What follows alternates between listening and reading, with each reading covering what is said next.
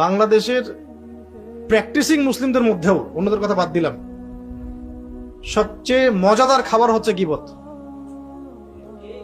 কি আলেম আর কি জালেম। প্র্যাকটিসিং মুসলিমদের মধ্যেও সবচেয়ে মজাদার খাবার হয়ে গেছে এখন গীবত। ইল্লা মাশাআল্লাহ, আল্লাহ যাদেরকে বাঁচিয়েছেন তারা বাদ।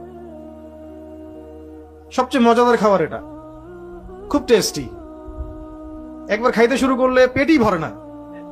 হ্যাঁ, জানুক না জানুক, বুঝুক না বুঝুক, গীবতের সাথে অপবাদ, তহমত, ধারণা, কুধারণা, হয়তোবা এমন, হয়তোবা তেমন, আরে ওইটা তো এমন।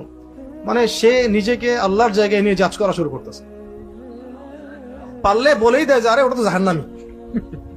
ওটা বলতে পারে না খালি।